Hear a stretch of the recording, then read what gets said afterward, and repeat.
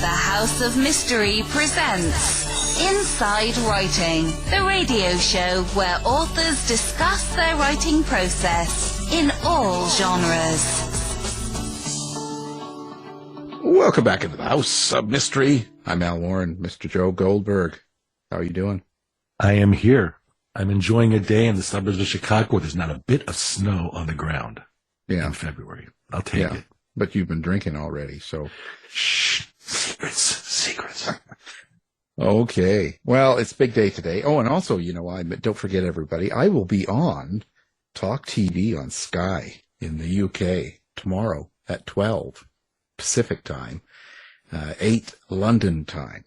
It's exciting about my Hannibal the Cannibal book because Richard Maudsley is now the longest person in history. I didn't know they had a record, but there's a world record for he's been in solitary confinement longer than anybody else ever. Wow. 16,400 days now. So the next time... I'm speechless for that one. Yeah. Next time you're bored and tired and feeling lonely, just remember that. Could be worse. Calendar. Yeah, could be worse. Well, anyway, now today, great book coming up, and we both listened to it because we're too old to read. So now the book is called The Nazi Conspiracy, and of course it's by Brad Meltzer. So thanks for being here, Brad. Good to be here. I'm glad you're drinking. Well, I don't know. You get too much, I won't be able to say the right thing here, But everybody has a hobby.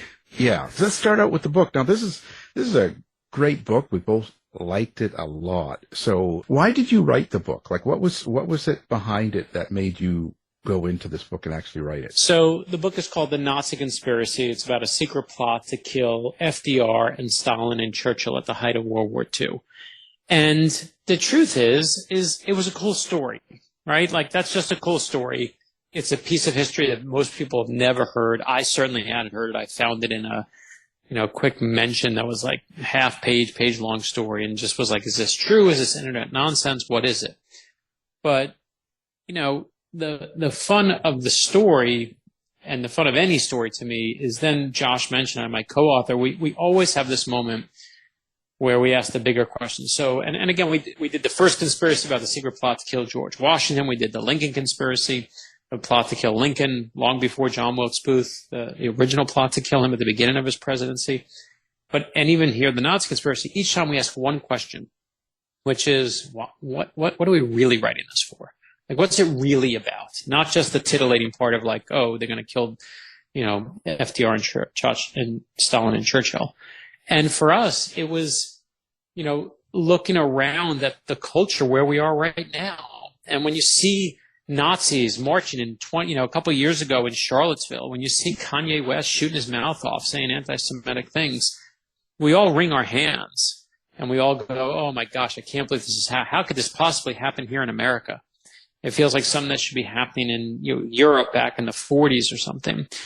And then we looked and we saw that back in the beginning of World War II, there was a Nazi rally held in Madison Square Garden in the heart of New York City. 20,000 people gathering together and cheering, big giant banner of George Washington surrounded by swastikas. And the first speaker at the rally says if George Washington were alive today, he'd be friends with Adolf Hitler. And why are we fighting Nazis in 2023? Because they never left.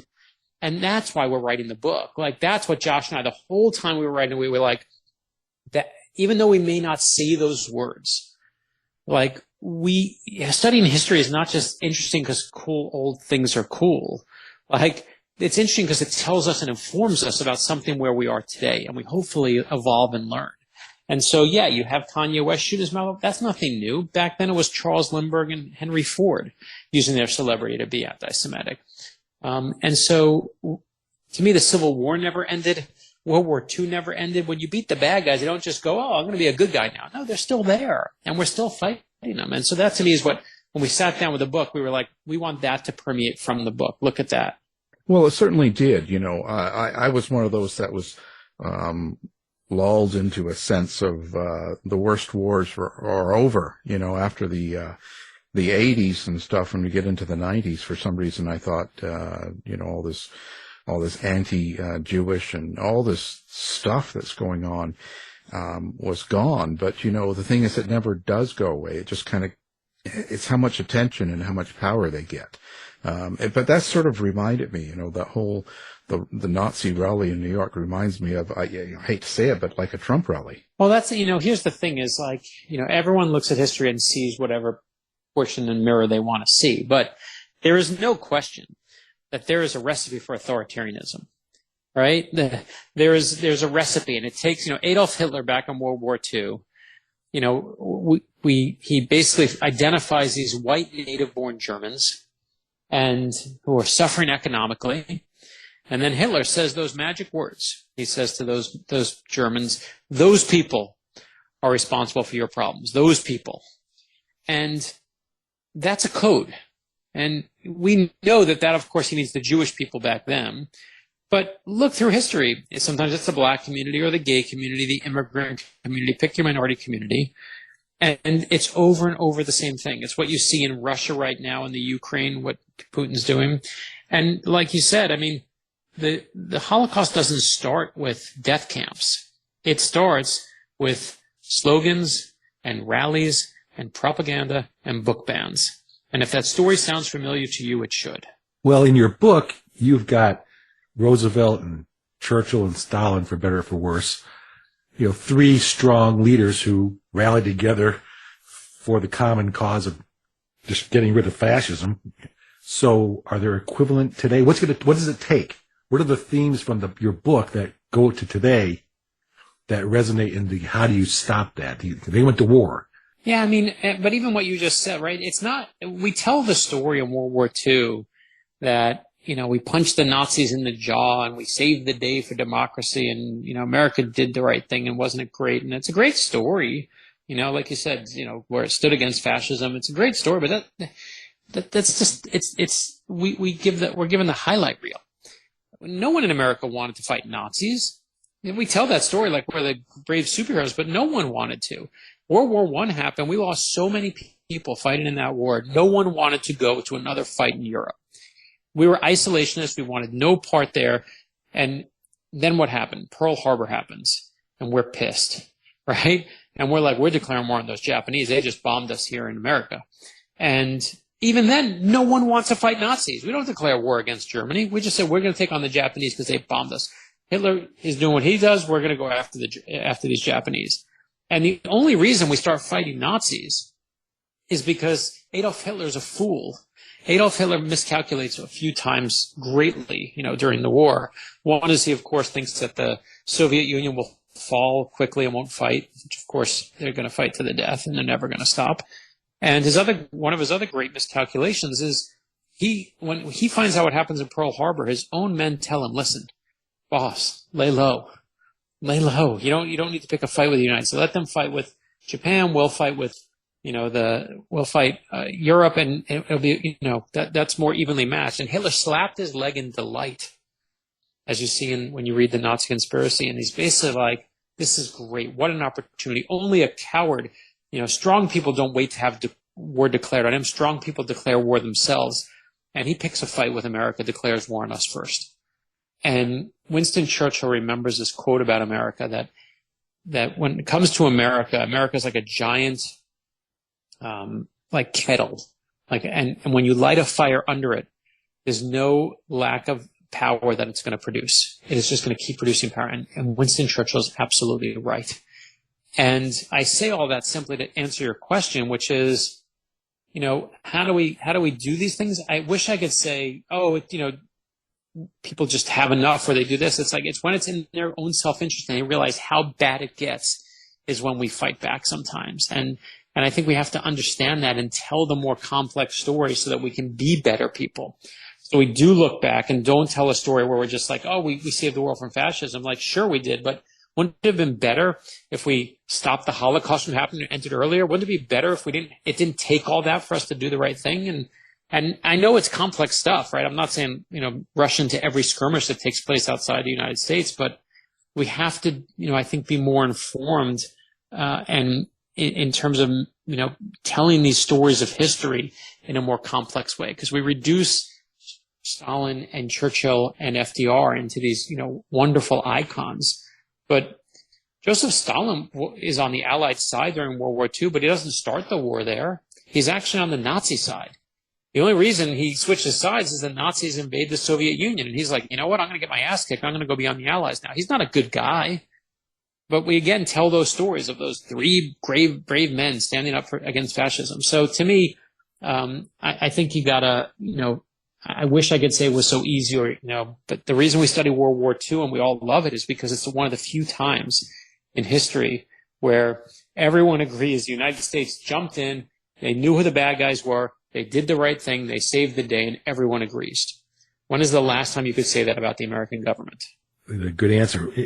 So it leads me to ask, in the book, you have a lot of research, a lot of pieces. You've got Soviet Russian pieces, you got Britain, you got the U.S., you've got everybody else. How did you pick the pieces you needed to put together to make those themes relevant from then to today? What was your decision-making process? Yeah, and full credit to Josh Bench. He's my co-writer on this book. He's an award-winning documentarian and one of the best researchers I know. And when we did the Washington book and the Abraham Lincoln book, we go to the National Archives, you go to the New York Historical Society, places that are very obvious and have lots of great records.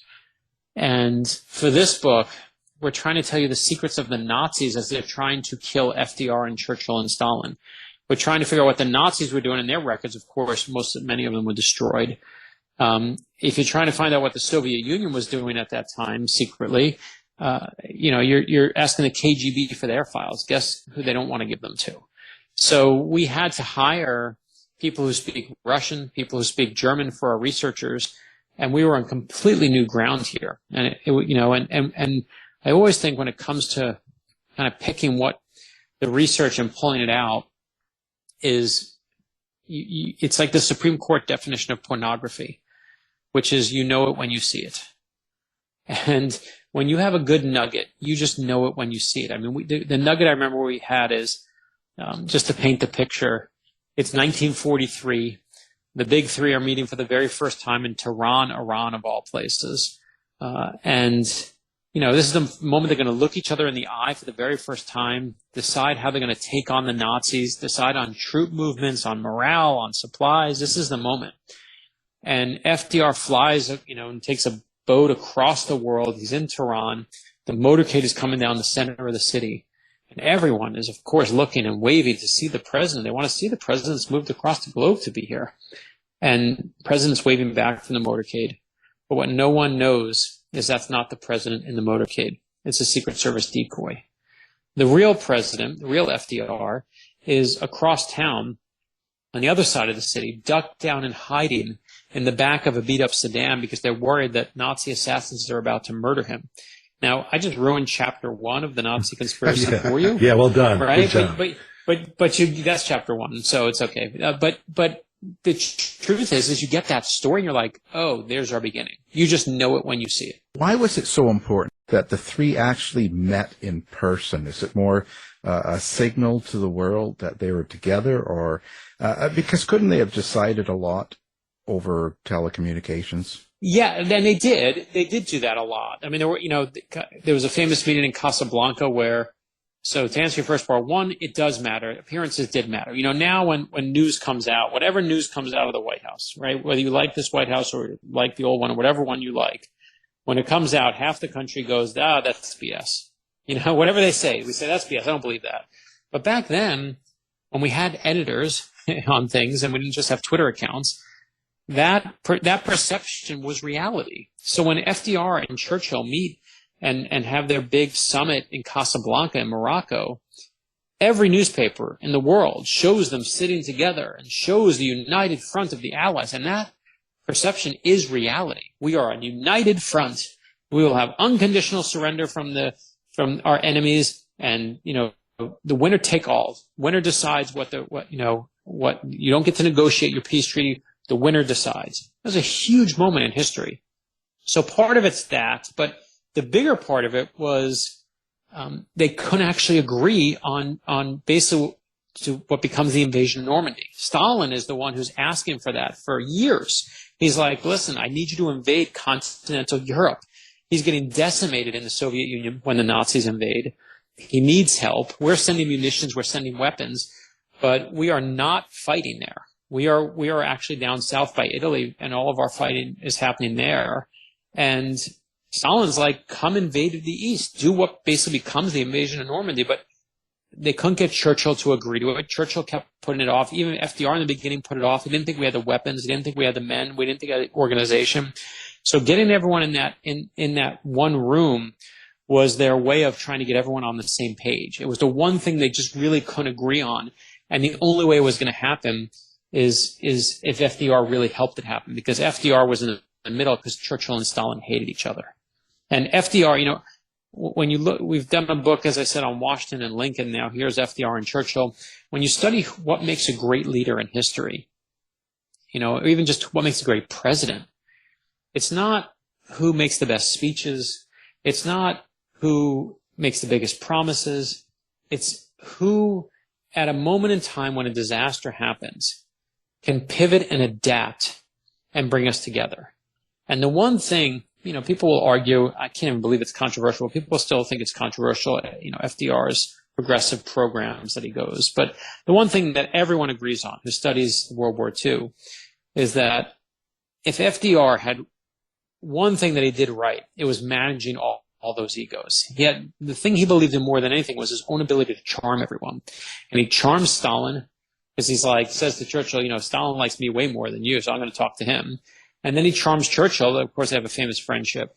And that ability to charm and bring everyone together is really what makes so much of the end of the war happen. He's the right person in the right place at the right time. Well, I think and we all know the names Roosevelt, Churchill, and Stalin, whether you know a lot about them or not, and you have them in the book, they're your main characters in your subtitle. But what I find that you do well, and I Washington Conspiracy, I've done them all, is you bring out the people, the other people, the Scorzanis and the other ones that make this stuff for good or bad tick. How do you do that? Why do you do that? How do you piece those people together? Which ones are the important ones? All those questions. Yeah, listen, if you're talking about, that's my favorite part of the book, right? My favorite part is not telling the story you've already heard, but showing you all the things you don't know about this moment in time. So you just mentioned my favorite character, he's a horrible person, but an incredible person to watch, is Otto Skorzeny, who's a Nazi who in World War II is a special ops guy. And he gets notified one day that he's summoned to come to Adolf Hitler's private headquarters called the Wolf Slayer. And if you're getting paid to go to the Wolf Slayer, this is not it's not a kid's birthday party there, right? It's serious stuff. And he goes down to the Wolf Slayer, and what he realizes is that Adolf Hitler has invited all of his best special ops guys, and he wants to find who the best one is. And he lines them up in a room shoulder to shoulder, and he quizzes them with one key question. Adolf Hitler says, "What do you think of Italy?" And all of them start giving these kind of butt-kissing answers of oh, Italy's on our side in the war, and we're going to fight with them to the death forever. We're unified. And Otto Skorzeny, this one Nazi, shouts above everybody else, "I am from Austria, my Führer." And it's a gamble by him because he knows Adolf Hitler's from Austria. And he also knows that a true Austrian forever resents Italy. Because back in the First World War, Italy took a key piece of Austria and never gave it back. And in that moment, Adolf Hitler turns to this Nazi, Otto Skorzeny, and he's like, "You're my guy. You're my guy." And he sends Otto on a secret mission that is so crazy. I won't ruin it because it ruins a fun part of the book. You guys have both heard it. But that mission he goes on, when we knew, we were like, I didn't even know the story until we put it in the book. Yes, me either. Let me interrupt. Yeah, I have a history degree and stuff. I totally had forgotten or did not know that story. And it's such a crazy mission that Josh mentioned, my co-author, and I said to the editor, we need to put a photograph in the copy of the Nazi Conspiracy because people will not believe this happened unless we show them physical proof that it happened. And you saw, you can't see if you didn't do the audiobook, right? You'll see the actual picture of that moment. And it's bananas. And it's, the wildest Nazi story you've never heard in your life. And you'll see why he gets the nickname, the most dangerous man in Europe. Pretty incredible story, I'll tell you. It's so interesting. How do we know, that the actual plot existed? And the other thing behind that is, what do you think the real reasoning of the Nazi plot was? Was it really to kill Stalin and FDR, stuff like that, or was it about the bugging of the room? First, you have to realize that assassination was just a real weapon in everyone's arsenal. So after Pearl Harbor happened, the architect of Pearl Harbor for the Japanese was an admiral named Admiral Hirohito. Okay? Yamamoto, sorry, Admiral Yamamoto. And Admiral Yamamoto, eventually we tracked him down. The United States tracked him down. They found what plane he was going to be on. They found his flight plan. They said to FDR, you want to kill him. This guy's responsible for Pearl Harbor. You want to take him out? And FDR thought about it and famously said, get Yamamoto. Of course he did. And, we know the stories of Adolf Hitler. Everyone's heard those rumors and myths of how we tried to kill him on a train. They tried to, get him in the Alps and put a bomb on there. And, even Churchill, there was a moment where the Nazis thought that Winston Churchill was on a commercial airliner. And they shot the airliner out of the sky, killing everyone on board. And it wasn't Churchill. It was a guy who just looked like Churchill. Everyone died because he looked like Churchill. So assassination back then was a huge weapon of choice. So the big three being together is a tantalizing target for the Nazis. Now, the trick of the book, and you'll see when you read it, is obviously the plot gets thwarted. So we don't know what they were going to do, right? There's rumors that they're going to sneak in through the underground tunnels, and there's rumors that they're going to do it on Winston Churchill's birthday because that's when they would all be together. But of course it never happened, so we don't know. And the one thing you also find is that the people who crack the code are actually the Soviet Union. They're the ones who figure out that there are people that are there to kind of kill FDR and Stalin and Churchill. But what you also find out, and again, I don't want to ruin this part, is they're also bugging FDR's room.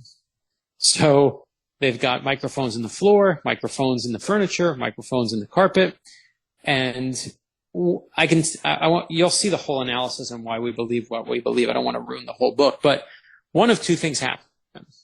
Either one, there is this plot to kill FDR, Stalin, and Churchill, or Joseph Stalin pulled one of the greatest scams in all of world history and fooled Winston Churchill and FDR and arguably single-handedly changed the course of World War II.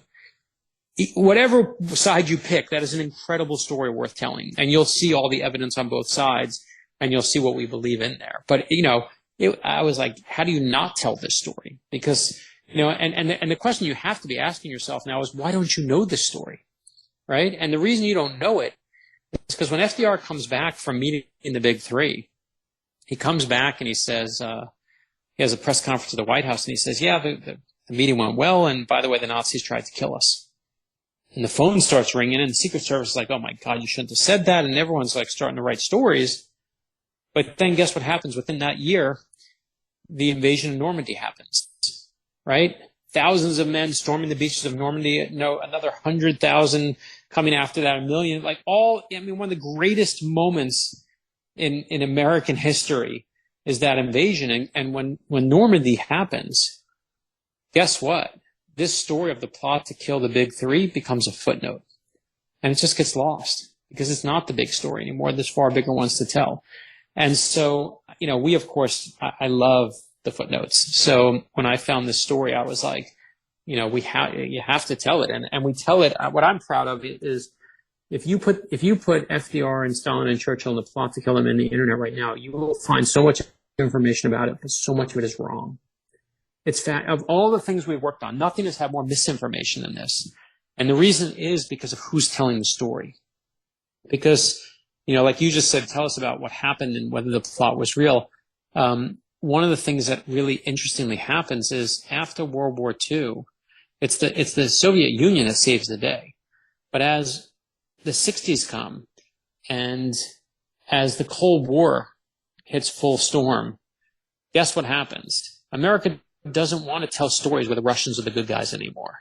We don't tell that story anymore. So the story about this plot itself shifts. And it's fascinating to me to watch it. So history is not math. There's not just one answer. History is based on lots of perspectives, and depending on whose perspective you pick, you get a different answer. And what I love about the Nazi conspiracy is you see everyone's point of view.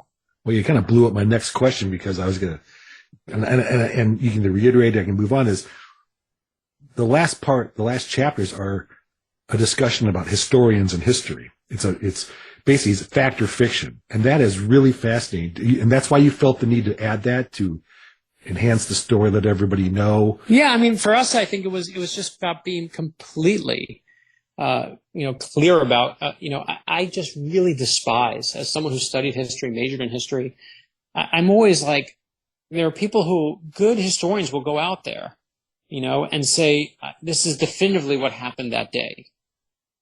And unless you have full proof, which rarely do you have, then you don't know what happened that day. Nobody knows what happened that day because everyone there was dead. And to me, when you have conflicting reports, I think it's important to say, here's what someone else says, though, and here's why they say it. So we are very open and transparent. I believe in full transparency. When there are moments in the book I'm sure you listened to where you were like, where we say, we don't know. We don't know to this day how or what day the Nazis figured out that Stalin and Churchill and Roosevelt were meeting. It's just gone. Nobody knows that piece of information. What we do know is that the most highest level secret intelligence of the Nazis used to be written down in what they called brown sheets, given that nickname because they were truly printed on brown paper.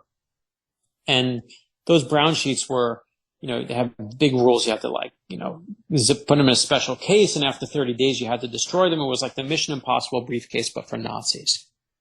And we should never know any of those secrets. But the head of propaganda, Joseph Goebbels, for the Nazis, used to keep extensive diaries. And as a result, he used to write what he read about in the brown sheets in his diaries. It was a completely stupid move for him, great for us. So we get our hands on the diaries, and now we know what was in them. And the one thing that was shocking to me is, like you said before, you asked a question about, why don't we just do things by cables? We all know the story of the Enigma machine and how we cracked the Nazi codes and saved the day for the war. What I didn't know is they cracked our codes. They had actually cracked the international cables that Churchill and FDR were using to speak to each other. And they knew exactly what we were doing. And that was chilling to me. And so I love at the end of that book when we can say, here's what we knew, here's how we knew it, here's what we don't know, and here's what no one's going to know. And it's an imperfect puzzle, but man, we got as many pieces as anyone has, and we're going to set the record straight. Well, I was wondering about national heroes like Charles Lindbergh and Henry Ford. How were they able to keep and maintain their popularity when the Nazis became who they were? Yeah, man, I wish I knew the answer to that question. It's disgusting, right? I mean, I think part of it is because they were controlling Henry Ford he had his own newspaper. He had his own way. He didn't do everything out in the open like that, but he had his own newspaper, and he was rich and powerful. And, we all complain about Twitter today, and we all complain about social media today. But the good part is, back then, everyone had, it was controlled by a couple gatekeepers, and those who were really wealthy could buy silence of whole papers to keep things out. And the truth is, and I think it's just a hard truth, is people didn't care. People just didn't care that you hated the Jews. They just didn't. That's why you have the Bun rally in Madison Square Garden. That's why you have what happened, when you see Nazis marching in Illinois. They just didn't care. There were just a lot of people who were anti-Semitic. Why was the whole country not up in arms over Kanye West? Some people were. Some people were like, whatever, that's him. He's being kooky. He's being crazy. So you're asking me to explain human nature, especially when someone's, mean to someone else. I can tell you my answer is, when we wrote this book, what is so vital to me is the American dream is not about making money. It's about using your voice, and when you see someone being picked on and you see someone being bullied, you use your voice, you speak up, and you say enough. Enough. And that, to me, is why we study World War II. That's, to me, what the Nazi conspiracy is really about, is about showing you what happens when you don't say it. The reason we singled out Henry Ford and Charles Lindbergh is because we've kind of whitewashed them out of history. We just let them get away with it. We go buy our Fords and everything's great, and if we have all these great things, and Henry Ford Museum is wonderful and has Rosa Parks' bus in Michigan. How about the fact that he's one of the biggest anti-Semites of all time? Why are we not talking about that? You don't just get a pass because you did some good stuff too.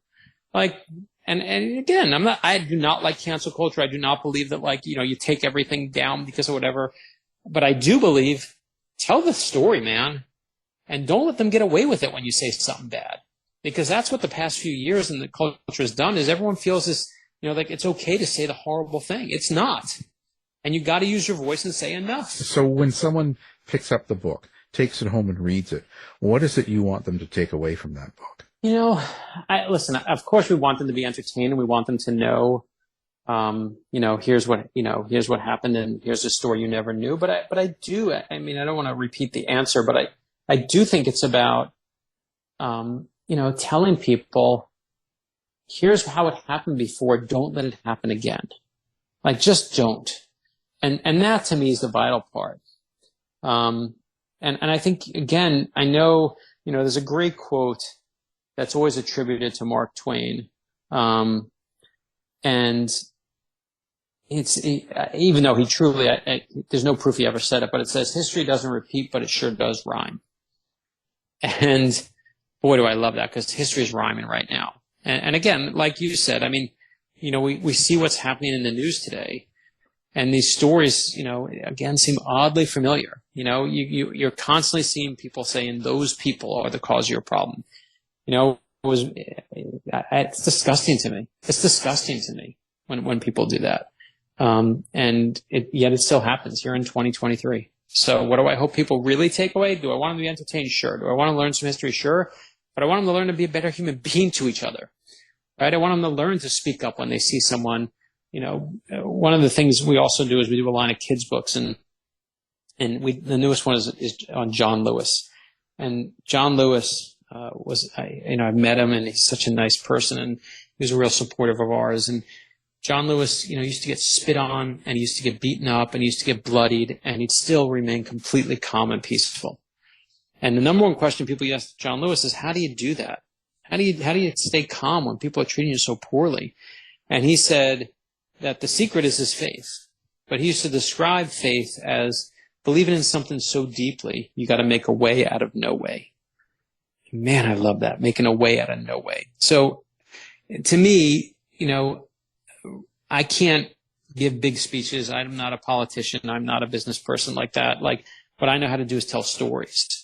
But I'm going to keep telling you stories that show you people making a way out of no way, and hoping that eventually some people who are reading those stories learn it. The Nazi Conspiracy, The Secret Plot to Kill Roosevelt, Stalin, and Churchill is the book we're talking about, and our guest is the author, Brad Meltzer. Thank you for being here.